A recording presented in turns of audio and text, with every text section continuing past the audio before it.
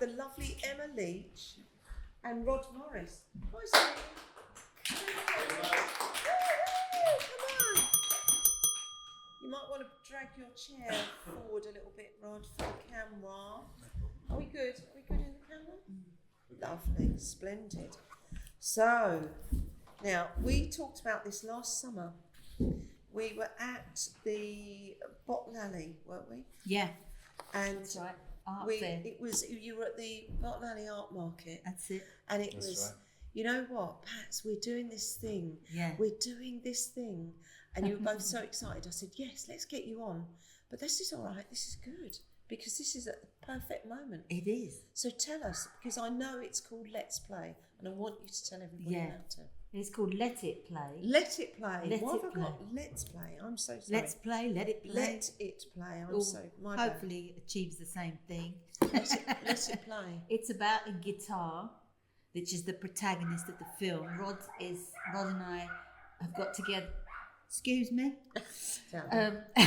Making a film together about a handmade guitar made by Tony Zemaitis, who's one of the legends in guitar makers. Yeah.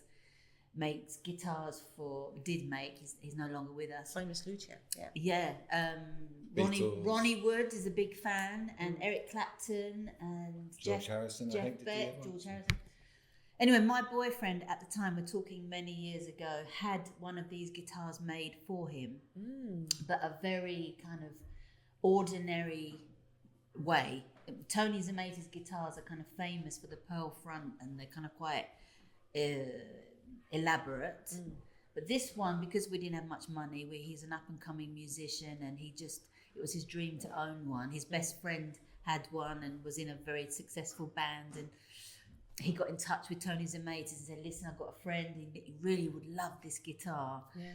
So I paid for it to be made, and I think at the time it cost me about £500. But this was like 1984, I think, and which is a lot of money back then. Yes. Anyway, he had this guitar. Sadly, he was also an addict. Okay. He was a heroin addict. And he was in a band, he was a rock and roller, but he did die eventually from an overdose. And in losing him, I was 23 at the time. Oh, young. So very young. And he was only 27, the famous 27, isn't it? Like, it is.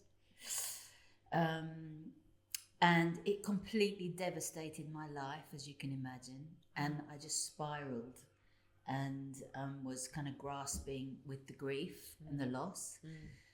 And eventually found my way just through, meeting people, trying different ways of healing, because I thought I was going mad with grief. It's such a big emotion and such a young age. That you're not taught how to deal with that. It's so unpredictable, isn't it? It's really, really tragic. So anyway, eventually I found this dance practice called the 5 Rhythms, and I went along in a young woman completely devastated by loss and grief. I'd always loved dance, but I was a kind of rock and roller. I was out gigging, I was at clubs, I was always off my nut, pretty much, drunk and whatever else was going. That was my dance. But this was obviously totally sober, kind of an embodied kind of wild movement practice, that I just found it and emptied myself immediately into it. And it felt like for the first time that I'd found something that was holding me, holding all of me, all of my grief, all of the anger, all of the devastation, without any kind of rescuing or saving me. It was just this kind of arms around my humanity. Allowed you to honour it, I would imagine. Yeah, so it's very beautiful. Yeah. And so obviously, once I'd found it, and the founder, Gabrielle Roth, an incredible woman from New York, she's a real kind of cross between, I used to think, Patti Smith and Chrissy Hines from The Pretenders. She was always in black leather, kind of not your usual kind of new age image at all. Not at all. In a diaphanous number. And that kind of spoke to me, because I was more rock and roll anyway. So she had a kind of punk energy, didn't she? She did. She was very streetwise. Always had big boots, black hair, and just gorgeous looking woman. Yeah. but very charismatic and really just knew her thing and just spoke directly to me. It felt like in that hall of 200 people. So I kind of stuck with it to kind of heal my grief. And then 10 years in, I eventually, through a lot of resistance, ended up training to become a teacher of her work and have been ever since. It's 35 years this has all been teaching and taking her work around the world, taking it into, I worked in prisons, I worked with drug addiction clinics, I've kind of been on a street level with her work. And kind of basically using my own kind of personal experience and giving it back to community within the container of the dance. Wow. And Rod and I met during COVID. Rod was doing a film course, and I signed up documentary film workshop. And I signed up for it. I was running it with Ross Dominey. Oh, wow. Yeah, called Storytelling by the Sea. Oh. And we had some amazing people come along and be part of it. Yeah. And Emma turned up with this guitar and with this amazing story, and I was really taken with it. And we set about hatching a plan to tell this story. And so initially, I interviewed her on camera, and she got to tell the story, and everybody was there when we were filming. They were all kind of spellbound by this amazing story of a grief and a loss, and she was obviously so emotionally involved in it, and that really came across on the camera. And I thought, well, this is a real challenge, filmically, how to embody this story and how to tell this amazing story. And we realised that the guitar itself was the main protagonist. Yeah, absolutely. And it had been silent for over 30 years. And we hatched this plan to have the guitar played by different guitarists who had their own experiences of either grief or loss or addiction. What a fantastic idea. Yeah, exactly. So we there were some people we already knew who would seemed appropriate, but we also put call out on Resonance Radio in London and various other places, and used Mike. Mike also was involved in helping us locate people. And so we picked up the guitar and took it on the train to London, and took it to some amazing people through it, and heard some amazing stories of their own experience, all these amazing experiences, and a wide age range of people and genders and all kinds of things have had a chance to let their voice be heard through this instrument. Wow. And it's been a real amazing emotional journey. It's very poetically done. I mean, Rod's work is beautiful anyway, and I felt like he really connected with visually what I wanted for the film as well, just because I didn't want the film to be, because obviously the subject is grief and loss, to be quite a heavy, weighed down kind of approach. It was more kind of coming through it and out the other side. And so the guitar then started to represent hope. And lifting it up out of its case and putting it in the hands of the musician. But they all played it improvised and kind of really, some played their own music, but mostly it was improvised, tapping into the soul of the guitar itself. Wow. So, and really feeling Ray, who was the young man who died, feeling into his soul in particular. So it was very, very beautiful, wasn't it? And then I got to dance to the guitar being played for the first time in 30 years. Wow. And that was all improvised. That was instinctive, wasn't it? And it was completely instinctive. And so then... And then you led a dance workshop in Rome. Yeah, I led a dance workshop in Rome and at the Crown House. Dealing with grief. And so we travelled out to this amazing... Castelletto in Rome. And Emma led this workshop on this piazza terrace, this amazing old building. And these incredible dancers just embodied their grief, didn't they? And it was an extraordinary moment. So that, and then also another workshop that you led in St. Denis in Crown House allowed us to really explore grief and loss through movement as well as through the guitar. Yeah. And so that became a kind of vital part of the film, didn't it? So both are like vehicles by which you can travel through your experience and allow it. Yeah. Embodiment is so important because we live so much in our heads and our thoughts and our fears. Absolutely. And so to be able to kind of just integrate who we are and physicalize and just open and shift.